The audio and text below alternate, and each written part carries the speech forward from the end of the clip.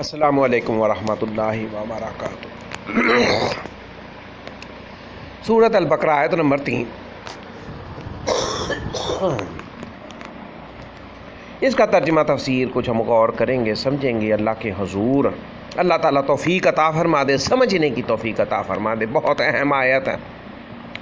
Verse number 3 البقرہ۔ سورت کون سی ہے؟ سورت البقرہ آیت نمبر 3۔ اعوذ باللہ من الشیطان الرجیم۔ الذین یؤمنون بالغیب ویقیمون الصلاۃ ومما رزقناہم ینفقون۔ جو غیب پر ایمان لاتے اور آداب کے ساتھ نماز پڑھتے اور جو کچھ ہم نے ان کو عطا فرمایا اس میں سے خرچ کرتے ہیں۔ یہ اللہ تعالیٰ نے سورۃ البقرہ مدنی صورت ہے، مدینہ شریف میں نازل ہوئی ہے۔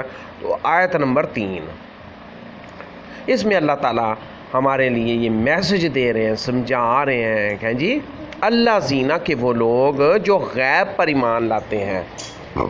ان جملہ باتوں پر، ان پوائنٹس پر ہم نے غور کرنا کہ جو غیب پر ایمان لاتے ہیں۔ پہلی بات کیا ہے؟ غیب پر ایمان لانا۔ متقین کے بارے میں بتایا گیا کہ اللہ زینہ یؤمنون بالغیب۔ پہلی بات جو متقین کے لیے ضروری ہے وہ اللہ کو غیب ہے جی، وہ حاضر ناظر ہے، وہ دیکھتا ہے، وہ عرش پر موجود ہے۔ تو اللہ زینہ یؤمنون بالغیب، جو غیب پر ایمان لاتے ہیں، ویقیمون الصلاۃ، اور آداب کی شرائط کے ساتھ نماز کو قائم کرتے ہیں۔ پڑھنے کا ذکر نہیں کیا، قائم کرنے کا ذکر فرمایا گیا۔ ویقیمون الصلاۃ، وہ قائم کرتے ہیں، جیسی بھی حالت ہو وہ اس کو نماز کو قائم رکھتے ہیں۔ یہ نہیں ہے کہ ایک دفعہ پڑھ لی یا کبھی پڑھ لی تو پڑھنے کا حکم نہیں ہے، تو یہاں فرمایا قائم کرنے کا حکم ہے۔ کمی کوتاہی ہو سکتی ہے تو فرمایا یقیمون الصلاۃ۔ مومن کی اور متقی کی دوسری صفت کیا بتائی ہے؟ پہلی تو ہے وہ غیب پر ایمان لے آتے ہیں، یقین رکھتے ہیں، اور دوسری بات ہے وہ نماز کو آداب و شرائط کے ساتھ قائم کرتے ہیں۔ وَيُقِيمُونَ الصَّلَاةَ وَمِمَّا رَزَقْنَاهُمْ يُنْفِقُونَ۔ اور تیسری صفت اللہ تعالیٰ خرچ کرنے کے بارے میں ہے جی، انفاق فی سبیل اللہ۔ وَمِمَّا رَزَقْنَا، یہاں اللہ تعالیٰ نے خود ہی فرما دیا کہ اس میں سے خرچ کرتے ہیں جو ہم نے ان کو دیا رزق ہے جی۔ وَمِمَّا رَزَقْنَاهُمْ يُنْفِقُونَ، اور جو کچھ ہم نے ان کو عطا فرمایا ہے، دیا ہے، جو ہم نے ان کو دیا ہے اس میں سے خرچ کرتے ہیں۔ تو یہ تین باتیں اللہ تعالیٰ نے میسج کے طور پر تیسری آیت مبارکہ سورۃ البقرہ میں یہ ہمیں سمجھنے کے لیے عطا فرمائی ہیں۔ ہم ان کو سمجھیں، دیکھیں، قائم کریں، اس پر عمل کریں۔ الذین یؤمنون بالغیب ویقیمون الصلاۃ ومما رزقناہم ینفقون، یعنی ان کو جن کو اللہ تعالیٰ نے عطا فرمایا ہے، کسی کو تھوڑا عطا فرمایا، کسی کو زیادہ عطا فرمایا، تو یہ اللہ تعالیٰ فرما رہے ہیں اور جو کچھ ہم نے ان کو عطا فرمایا ہے، یعنی ہم کا معنی یہاں پر دیا گیا ہے، اور جن کو عطا کم ہے، جن کے پاس نہیں ہے، جیسے قربانی کی مثال ہے تو وہ اس میں سے اللہ کی راہ میں خرچ کرتے ہیں۔ وہ قربانی سے دریغ ہی نہیں کوئی کرتے، وہ قربان کرتے ہیں، ویڑیاں کرتے ہیں، بڑے بڑے جانور کرتے ہیں، اونٹ سالم قربان کر دیتے ہیں، اللہ کے راستے میں سالم اونٹ دے دیتے ہیں۔ اور نبی پاک صلی اللہ علیہ وسلم نے 100 اونٹوں کی قربانی کی، سبحان اللہ سبحان اللہ۔ تو وَمِمَّا رَزَقْنَاهُمْ يُنْفِقُونَ، اور جس کے پاس نہیں ہے جی اور کم ہے تو اللہ تعالیٰ نے اس کو نہیں عطا فرمایا، یا دنیا میں نہیں ہے، آگے عطا فرمانا، یہ جیسے بھی اللہ کی حکمت ہے، عطا کرنے میں بھی اللہ کی حکمت ہے۔ یہ نہیں ہے کہ کسی کمی بیشی ہو گئی یا کسی کو نہیں دیا تو اس کے ساتھ بڑا ظلم ہو رہا ہے، نہیں۔ تو یہ فرمایا گیا کہ اس میں سے خرچ کرو۔ متقین ہمیشہ خرچ کرتے ہیں، وہ ہمیشہ اس میں سے خرچ کرتے ہیں، وہ جو اللہ تعالیٰ نے عطا فرمایا۔ عطا کیا فرمایا؟ وقت عطا فرمایا، کسی کو دل عطا فرمایا، اور محبتیں عطا فرمائی ہیں، اور نفریں عطا فرمائی ہیں۔ جو کچھ بھی اللہ تعالیٰ کی طرف سے اب کافروں کے لیے، مشرکین کے لیے، بدعتیوں کے لیے یہ نفرتیں ہیں، واضح ہیں جی۔ اب مردوں کو زندہ سمجھنا، ان سے حاجت روی، دل میں نظر نیاز رکھنا غیر اللہ سے، اور یہ امیدیں رکھنا، تو جو کچھ اللہ نے عطا فرمایا، یہاں رزق کا ذکر ہے تو زیادہ چیز کھانے پینے کی کپڑے پہننا دینا، یعنی مادی اشیاء کا یہاں ذکر ہے، یہاں پہ نفرت محبت کا بیان نہیں ہے۔ تو جو کچھ بھی وقت جیسے ہے تو وقت قربان کرنا، اور جیسے کہا جاتا ہے بھائی علم اگر کسی کے پاس ہے وہ بھی اللہ تعالیٰ نے عطا فرمایا تو وہ بھی اللہ کے راستے میں وقت اور علم خرچ کرتے ہیں اور وہ بڑھتا ہے۔ تو یہ واضح ہو گئی، جیسے علم خرچ کرنے سے بڑھتا ہے اسی طرح بھی مال خرچ کرنے سے بڑھتا ہے۔ اگر علم کو چھپایا جائے تو وہ کم ہوتا ہے، دیکھنے میں اس میں یعنی برکت نہیں رہتی پھر۔ تو اسی طرح یہاں پر یہ چیز واضح کر دی گئی ہے۔ آئیے اس کی کچھ تفسیر احسن البیان سے ہم سمجھیں، دیکھیں۔ اس میں 3 باتیں ہیں۔ اس آیت مبارکہ میں تفسیر احسن البیان کے مطابق مفسر بیان کرتے ہیں امور غیبیہ سے مراد وہ چیزیں ہیں۔ پہلی بات کیا ہے؟ الذین یؤمنون بالغیب، امور غیبیہ کیا ہیں؟ کن امور پر غیب پر ہم نے یقین رکھنا۔ الذین یؤمنون بالغیب، امور غیبیہ کیا ہیں؟ اس سے مراد وہ چیزیں ہیں جن کا ادراک عقل و حواس سے ممکن نہیں، یعنی جو چیزیں عقل سے ہمیں سمجھ نہیں آ سکتی، جیسے ذات باری تعالیٰ، وحی الہی، جنت، دوزخ، ملائکہ، عذاب قبر اور حشر اور دیگر اس قسم کی جو چیزیں ہیں، تو ان بارے میں یہ امور غیبیہ کا ذکر کیا گیا۔ اس سے معلوم ہوا کہ اللہ اور رسول صلی اللہ علیہ وآلہ وسلم کی بتائی ہوئی ماورائے عقل و احساس باتوں پر یقین رکھنا جزو ایمان ہے، اور ان کا انکار کفر ہے، ضلالت ہے، بربادی ہے اور خسارہ ہے۔ دوسری اہم بات اس آیت مبارکہ میں سورۃ البقرہ کی آیت نمبر 3 میں دوسری اہم بات اقامت صلاۃ ہے۔ پہلی امور غیبیہ اور دوسری اقامت صلاۃ۔ اقامت صلاۃ سے مراد پابندی سے اور سنت نبوی، سنت محمدیہ کے عین مطابق نماز کا اہتمام کرنا، قائم کرنا ہے۔ ورنہ نماز تو منافقین بھی پڑھتے ہیں، اور پہلے بھی منافقین پڑھتے تھے۔ تو یہاں پر اقامت صلاۃ کا حکم دیا گیا، اس کو قائم کرنے کا، پابندی سے، وقت پر، سنت کے مطابق اور صحیح سچی صحیح نماز قائم کرنا۔ تیسری اہم بات انفاق کا لفظ عام ہے۔ انفاق جو صدقات واجبہ اور نافلہ دونوں کو شامل ہے۔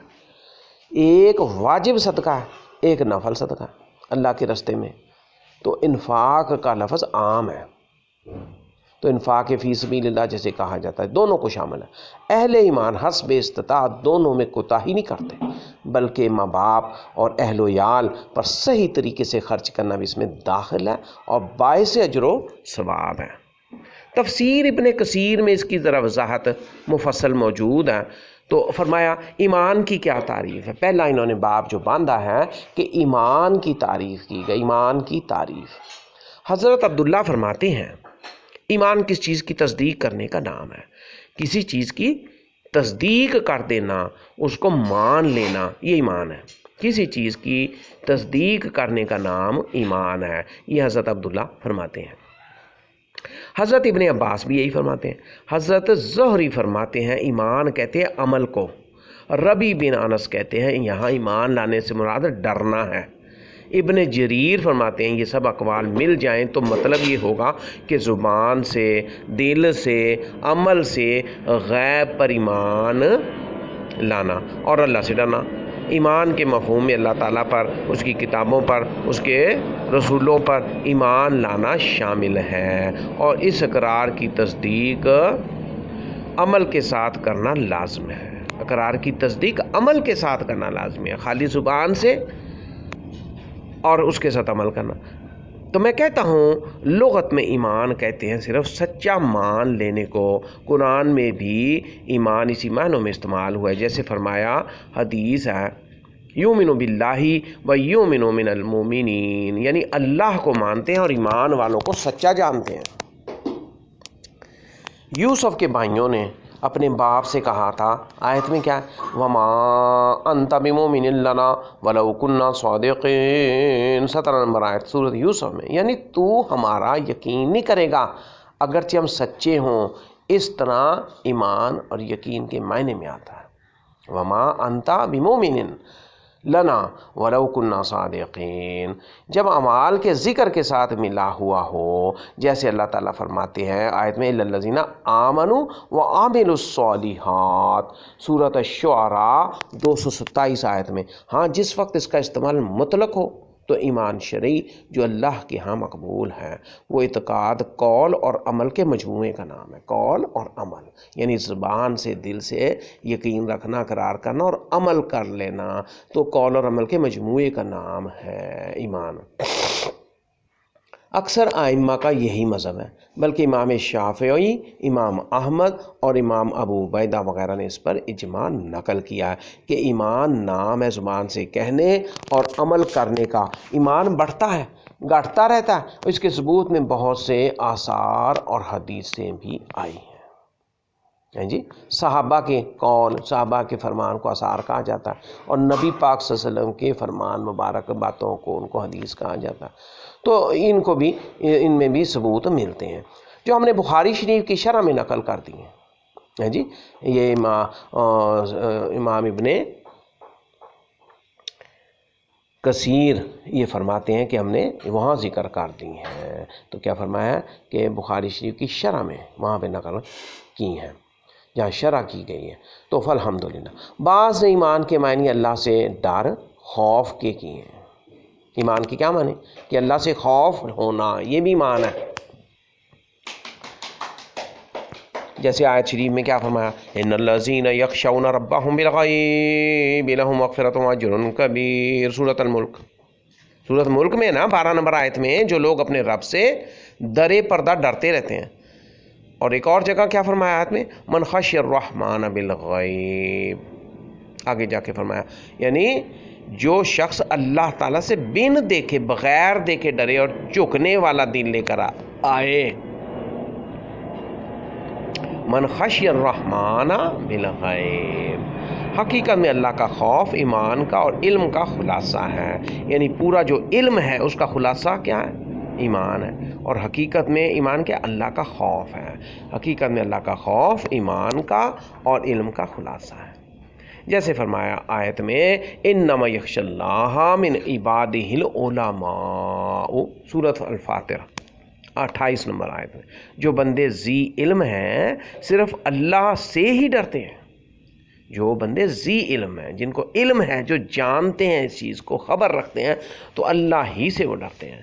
بعض کہتے ہیں وہ غیب پر بھی ایسا ہی ایمان رکھتے ہیں جیسا حاضر پر، اور ان کا حال منافقوں جیسا نہیں کہ جب وہ ایمان والوں کے سامنے ہوں تو اپنا ایماندار ہونا ظاہر کریں، لیکن جب اپنے والوں میں ہوتے ہیں تو ان سے کہتے ہیں ہم تمہارے ساتھ ہیں، ہم تو ان کا مذاق اڑاتے ہیں۔ ان منافقین کا حال اور جگہ اس طرح بیان ہوا ہے آیت میں اذا جاءک المنافقون قالوا نشہد انک لرسول اللہ، سورۃ المنافقون 63 نمبر سورت ہے، پہلی آیت میں ہی فرمایا، یعنی منافق جب تیرے پاس آئیں گے تو کہیں گے کہ ہماری تہہ دل سے شہادت ہے، ہم دل سے شہادت گواہی دیتے ہیں کہ تو اللہ کا رسول ہے۔ اللہ خوب جانتا ہے کہ تو اللہ کا رسول ہے، لیکن اللہ کی گواہی ہے کہ یہ منافق تجھ سے جھوٹ کہتے ہیں۔ اس معنی کے اعتبار سے بالغیب حال ٹھہرے گا، حال ٹھہرے گا، یعنی وہ ایمان لاتے ہیں در حقیقت لوگوں سے پوشیدہ ہوتے ہیں۔ غیب کا لفظ جو یہاں ہے اس کے معنی میں بھی مفسرین کے بہت سے اقوال ہیں اور وہ سب صحیح ہیں اور جمع ہو سکتے ہیں۔ ابو العالیہ فرماتے ہیں اس سے مراد اللہ تعالیٰ پر، فرشتوں پر، کتابوں پر، رسولوں پر، قیامت پر، جنت دوزخ پر، ملاقات الہیہ پر، مرنے کے بعد جیٹنے پر ایمان لانا ہے۔ قتادہ ابن دعامہ کا یہی قول ہے، ابن عباس، ابن مسعود اور دیگر اصحاب سے مروی ہے کہ اس سے مراد وہ پوشیدہ چیزیں ہیں۔ غیب سے مراد اس سے وہ پوشیدہ چیزیں جو نظروں سے اوجھل ہیں، جیسے جنت، دوزخ وغیرہ۔ وہ آگ جو قرآن میں وہ امور، وہ کام، امور جو قرآن میں مذکور ہیں۔ ابن عباس فرماتے ہیں اللہ تعالیٰ کی طرف سے جو کچھ آیا ہے وہ سب غیب میں داخل ہے۔ حضرت ابو ذر فرماتے ہیں، ابو ذر رضی اللہ تعالیٰ عنہ فرماتے ہیں اس سے مراد قرآن ہے جی، اس سے مراد کیا قرآن ہے۔ عطا ابن ابو رباح فرماتے ہیں اللہ پر ایمان لانے والا غیب پر ایمان لانے والا ہے۔ اللہ پر ایمان لانے والا غیب پر ایمان لانے والا ہے، جو غیب پر ایمان لایا وہ اللہ پر ایمان لایا۔ اسماعیل بن ابو خالد فرماتے ہیں اسلام کی تمام پوشیدہ چیزیں مراد ہیں، اسلام کی تمام پوشیدہ چیزیں۔ زید بن اسلم کہتے ہیں مراد تقدیر پر ایمان لانا ہے، پس یہ تمام اقوال معنی کی روح سے ایک ہی ہیں، اس لیے کہ سب چیزیں پوشیدہ ہیں اور غیب کی تفسیر ان سب پر مشتمل ہے اور ان سب پر ایمان لانا واجب ہے۔ حضرت عبداللہ بن مسعود کی مجلس میں ایک مرتبہ صحابہ کے فضائل بیان ہو رہے ہوتے ہیں تو آپ فرماتے ہیں جی، آپ نبی کریم صلی اللہ علیہ وسلم فرماتے ہیں حضور کے دیکھنے والوں کو تو آپ پر ایمان لانا ہی تھا، لیکن اللہ کی قسم ایمانی حیثیت سے وہ لوگ افضل ہیں جو بغیر دیکھے ایمان لاتے ہیں۔ یہ عبداللہ بن مسعود فرماتے ہیں جی، کیا فرماتے ہیں؟ صحابہ کے فضائل بیان ہو رہے تھے تو حضرت عبداللہ بن مسعود فرماتے ہیں حضور کے دیکھنے والوں کو تو آپ پر ایمان لانا ہی تھا، لیکن اللہ کی قسم ایمانی حیثیت سے وہ لوگ افضل ہیں جو بغیر دیکھے ایمان لاتے ہیں۔ پھر آپ نے الف لام میم سے لے کر مفلحون سورۃ البقرہ کے تک آیتیں پڑھیں۔ ابن ابی حاتم مستدرک حاکم، یہاں پر یہ حدیث موجود ہے۔ امام حاکم اس روایت کو صحیح بتاتے ہیں۔ مسند احمد میں بھی اس مضمون کی ایک حدیث ہے۔ ابو جمع صحابی سے ابن محریز نے کہا کہ کوئی ایسی حدیث تو سناؤ جو تم نے خود رسول اللہ سے سنی ہو۔ فرمایا میں تمہیں ایک بہت ہی عمدہ حدیث سناتا ہوں، ہم نے حضور نبی کریم صلی اللہ علیہ وسلم کے ساتھ ایک مرتبہ ناشتہ کیا، سبحان اللہ سبحان اللہ، ایک مرتبہ ناشتہ کیا، ہمارے ساتھ ابو عبیدہ بن جراح بھی تھے۔ انہوں نے کہا یا رسول اللہ کیا ہم سے بہتر بھی کوئی اور ہے؟ آپ پر اسلام لائے ہیں جی، کوئی ہم سے بہتر بھی کوئی اور ہے؟ ہم آپ پر اسلام لائے، آپ کے ساتھ جہاد کیا، آپ نے فرمایا ہاں وہ لوگ جو تمہارے بعد آئیں گے مجھ پر ایمان لائیں گے حالانکہ انہوں نے مجھے دیکھا نہ ہوگا۔ تفسیر ابن مردویہ میں ہے۔ صالح بن جبیر کہتے ہیں کہ ابو جمعہ انصاری ہمارے پاس بیت المقدس میں آئے، رجا بن حیا بھی ہمارے ساتھ تھے، جب وہ واپس جانے لگے تو ہم انہیں چھوڑنے کو ساتھ چلے، جب الگ ہونے لگے تو فرمایا تمہاری ان مہربانیوں کا بدلہ اور حق مجھے ادا کرنا چاہیے، سنو میں تمہیں ایک حدیث سناتا ہوں جو میں نے رسول اللہ صلی اللہ علیہ وسلم سے سنی ہے۔ ہم نے کہا اللہ تعالیٰ تم پر رحم کرے، ضرور سناؤ۔ کہا سنو، ہم رسول اللہ صلی اللہ علیہ وسلم کے ساتھ تھے، ہم 10 آدمی تھے، حضرت معاذ بن جبل بھی ان میں تھے۔ ہم نے کہا یا رسول اللہ صلی اللہ علیہ وسلم کیا ہم سے بڑے اجر کا مستحق بھی کوئی ہوگا؟ ہم اللہ تعالیٰ پر ایمان لائے اور آپ کی تابع داری کی۔ آپ نے فرمایا تم ایسا کیوں نہ کرتے، اللہ کا رسول تم میں موجود ہے، وحی الہی آسمان سے تمہارے سامنے نازل ہو رہی ہے۔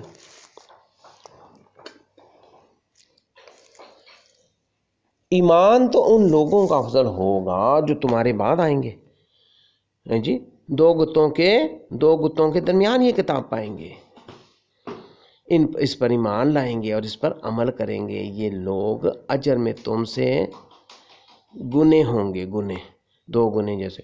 اس حدیث میں وجاوہو کی قبولیت کی دلیل ہے، اس میں محدثین کا اختلاف ہے۔ میں نے اس مسئلے کو بخاری شریف میں خوب واضح کر دیا۔ امام ابن کثیر فرماتے ہیں میں نے بخاری شریف میں اس مسئلے کو وہاں وضاحت کی ہے، کر دیا۔ بعد والوں کی تعریف اس بنا پر ہو رہی ہے کہ ان کا بڑے اجر والا ہونا اسی حیثیت کی وجہ سے ہے، ورنہ علل اطلاق ہر طرح سے بہتر اور افضل تو صحابہ ہی ہیں، ہر لحاظ سے صحابہ بہتر اور افضل ہیں، تو لیکن اجر کے لحاظ سے یہ بتایا گیا کہ جنہوں نے نہیں دیکھا نبی پاک صلی اللہ علیہ وسلم اور ایمان لے آئے۔ ایک اور حدیث میں رسول اللہ صلی اللہ علیہ وسلم نے ایک مرتبہ صحابہ سے پوچھا تمہارے نزدیک ایمان لانے میں کون زیادہ افضل ہے؟ انہوں نے کہا فرشتے۔ فرمایا وہ ایمان کیوں نہ لائیں، وہ تو اپنے رب کے پاس ہی ہیں۔ لوگوں نے پھر کہا انبیاء، فرمایا وہ ایمان کیوں نہ لائیں، ان پر تو وحی نازل ہوتی ہے۔ کہا پھر ہم، فرمایا تم ایمان کو قبول کیوں نہ کرتے جب کہ میں تم میں موجود ہوں۔ سنو، میرے نزدیک سب سے زیادہ افضل ایمان والے وہ لوگ ہوں گے جو تمہارے بعد آئیں گے، صحیفوں میں لکھی ہوئی کتاب پائیں گے، اس پر ایمان لائیں گے۔ اس کی سند میں مغیرہ بن قیس ہیں۔ ابو حاتم رازی نے منکر الحدیث بتاتے ہیں، لیکن اس کی مثل ایک اور حدیث ضعیف سند ہے۔ مسند ابو یعلی تفسیر ابن مردویہ میں، مستدرک حاکم میں بھی مرویہ اور حاکم سے صحیح بتاتے ہیں۔ حضرت انس بن مالک سے بھی اس کے مثل مرفوعاً مروی ہیں، واللہ اعلم۔ ابن ابی حاتم میں ہے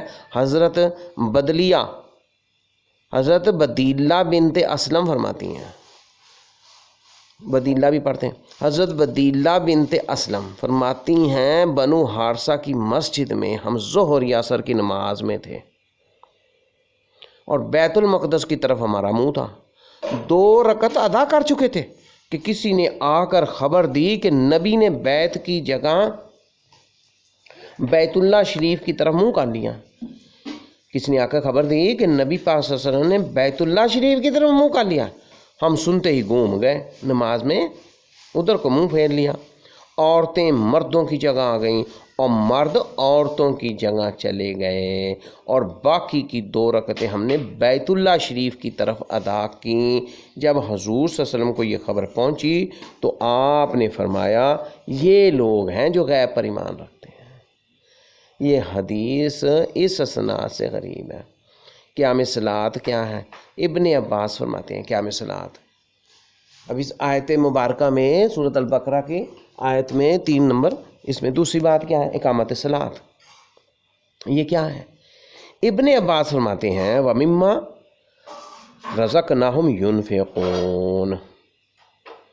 اقامت صلاۃ مقاتل کہتے ہیں وقت کی نگہبانی کرنا، وقت کی خاص طور پر اور مکمل طہارت کرنا، رکوع سجدہ پورا کرنا، تلاوت اچھی طرح کرنا، اتحیات پڑھنا اور درود پڑھنا اقامت صلاۃ ہے۔ یعنی نماز کو قائم ہم نے کیسے کرنا، یہ وضاحت کر دی گئی ہے۔ فرمایا گیا نا وَيُقِيمُونَ الصَّلَاةَ کہ اقامت صلاۃ نماز کو قائم کرتے ہیں، یعنی وقت کی نگہبانی کرتے ہیں، سوتے نہیں رہتے یا فضول ٹائم نہیں ضائع کرتے رہتے۔ تو اللہ تعالیٰ توفیق عطا فرمائے، وقت کی نگہبانی کرنی ہے، وقت کی چوکا داری کرنی ہے کہ بھائی نماز کے لیے وقت نکلنا کہیں جائے، اور مکمل طہارت اس کی شرائط میں شامل ہے، اور رکوع کرنا پورا صحیح رکوع کرنا، اور سجدہ کرنا اور پورا کرنا، اور تلاوت بھی اچھی طرح کرنا، اور بیچ میں اذکار پورے مکمل کرنا، اور اس کے بعد اتحیات اور درود شریف پڑھنا، یہ اقامت صلاۃ ہے۔ ابن عباس فرماتے ہیں آیت وَمِمَّا رَزَقْنَاهُمْ يُنْفِقُونَ، سورۃ انفال کی 3 نمبر آیت میں بھی یہ ذکر کیا کہ میں نے زکوٰۃ ادا کرنے کے ہیں، وَمِمَّا رَزَقْنَاهُمْ يُنْفِقُونَ کہ وہ اس میں سے خرچ کرتے ہیں جو ہم نے ان کو عطا کیا۔ یہ حضرت فرماتے ہیں کہ زکوٰۃ کے بارے میں ابن عباس، ابن مسعود اور بعض صحابہ نے کہا کہ اس سے مراد آدمی کا اپنے بال بچوں کو کھلانا پلانا، خرچ میں قربانی دینا، اجر اور قرب الہی حاصل کرنے کے لیے یہ دی جاتی ہے جو قربانی اپنی استعداد اور طاقت کے مطابق شامل ہے، جو زکوٰۃ کے حکم سے پہلے کی آیت ہے۔ حضرت ضحاک فرماتے ہیں کہ زکوٰۃ کی 7 آیتیں اور سورت برات میں جو ہیں، زکوٰۃ کی 7 آیتیں جو سورت برات میں ہیں، ان کے نازل ہونے سے پہلے یہ حکم تھا کہ اپنی اپنی طاقت کے مطابق تھوڑا بہت جو میسر ہو دیتے رہیں۔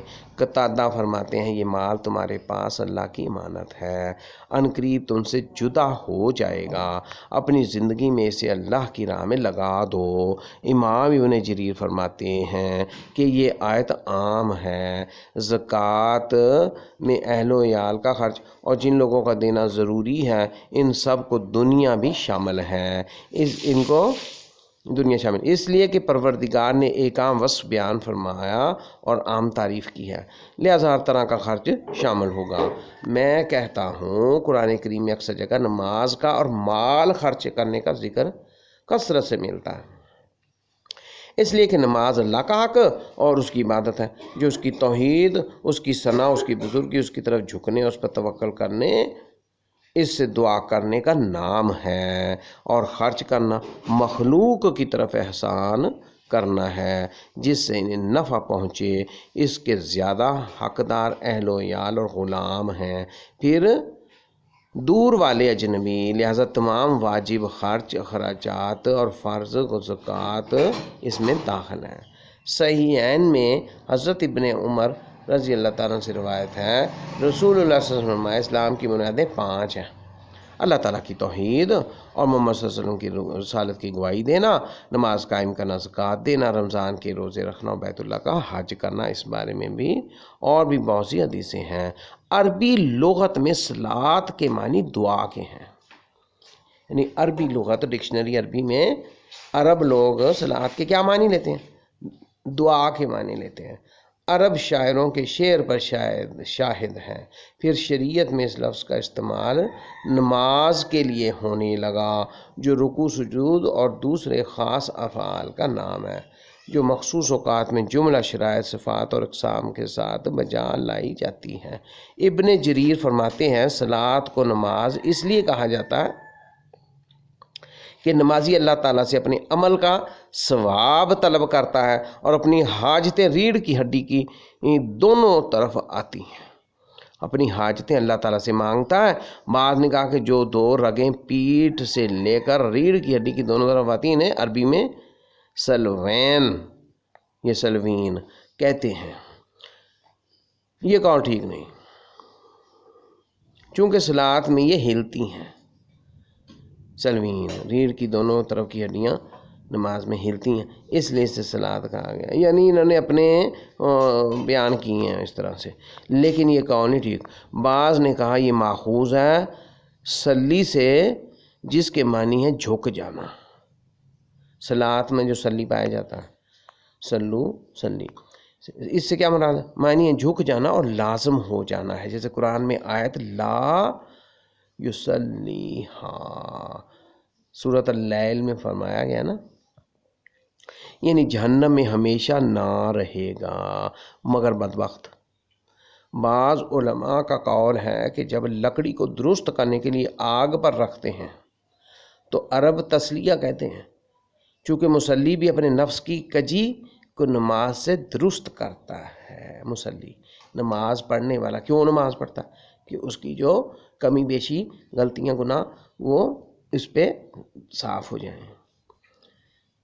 تو لکڑی کو جب درست کرنے کے لیے آگ پر رکھتے ہیں تو عرب اسے تسلیہ کہتے ہیں، چونکہ مصلی بھی اپنے نفس کی کجی کو نماز سے درست کرتا ہے، اس لیے صلاۃ کہتے ہیں۔ جیسے قرآن میں آیت ہے ان الصلاۃ تنہی عن الفحشاء والمنکر ولذکر اللہ اکبر، سورۃ العنکبوت 45 میں، یعنی نماز ہر برائی، بے حیائی سے روکتی ہے، لیکن اس کا دعا کے معنوں میں ہونا زیادہ صحیح ہے اور زیادہ مشہور ہے، واللہ اعلم۔ لفظ زکوٰۃ کی بحث آگے دیگر